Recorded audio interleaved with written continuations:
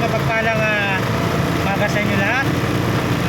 Purihin natin ang Diyos sa umaga ito dahil may buhay, kalakasan at bagong hininga na muli na pinagkatiwala sa atin, ngunit ang iba ay hindi na pinagpala, hindi na ginising ng ating Panginoon Diyos.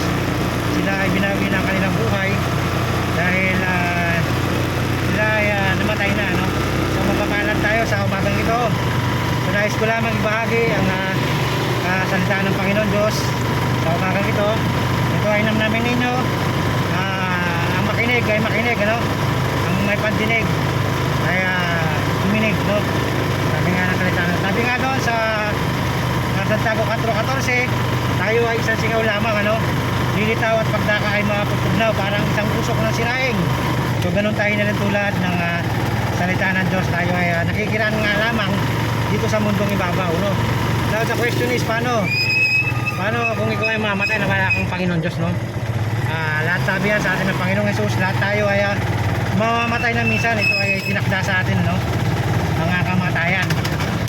Sabi doon sa Hebrews 9:27, naman saan tayo bawian na ng buhay, ikaw ay lilibing, mabubulok ang iyong physical na katawan, ang iyong kaluluwa ay automatic haharap sa judgment day na tinatawag, paghukom, hukuman tayo agad base ayon sa ating mga gawa, At sabi nga, dalawa lang ang pupunta natin, langit at impyerno lang, balibalik-tiran mo man ang Bible, wala kang mababasa ang purgatorio, Sabi yan sa Revelation 20:15, namasang yung pangalan ay hindi na itala sa aklat ng buhay.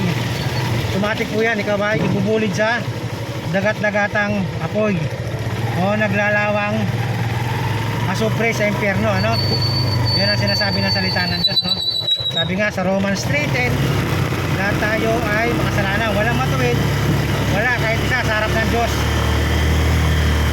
At sabi doon sa Romans 6:23, dahil sa ating mga kasalanan tayo ay hindi nakaabot sa kaluwalhatian ng ating Panginoong Jesucristo, dahil sa ating pagkakasala, At sabi doon sa Romans 6:23 na ang kabayaran ng ating mga kasalanan ay kamatayan, ngunit ang kaloob ng ating Panginoon Diyos ay buhay na walang hanggan sa piling niya, Siya ipinako sa krus, namatay ilibing, bumuhos ang kanyang banal na dugo upang ipantubos sa ating mga kasalanan, Sabi nga sa John 14:6, walang ibang daan tungo sa langit kundi tanging ang ating Panginoong Jesus lamang, Sabi nga sa John 14:6, I am the way, the truth and the life, no one cometh unto the Father but by Him.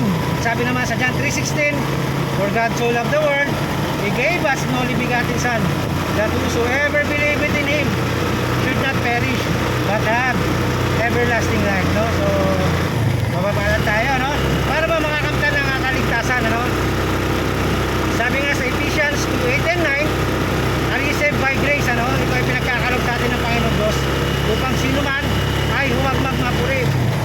Hindi ka maliligtas ng anumang relihiyon o anang iyong sarili, kundi tanging ang Diyos lamang, Sabi yan sa Acts 16:30-31, sabi ng Philippian jailers, nagtanong kay Paul and Silas na nangangaral sa Roma, Sir, what must I do, sir? Ano kailangan kong gawin upang ako'y maligtas?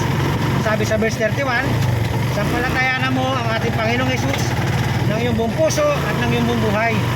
Ikaw ay maliligtas at ang iyong sambayan. So hindi lamang pala ikaw, pati ang iyong pamilya, napakapalad, So isang mapagpalang umaga sa inyo lahat. Ingatan kayo nawa ng ating Panginoon Diyos sa inyong mga biyahe at ang iyong mga pamilya.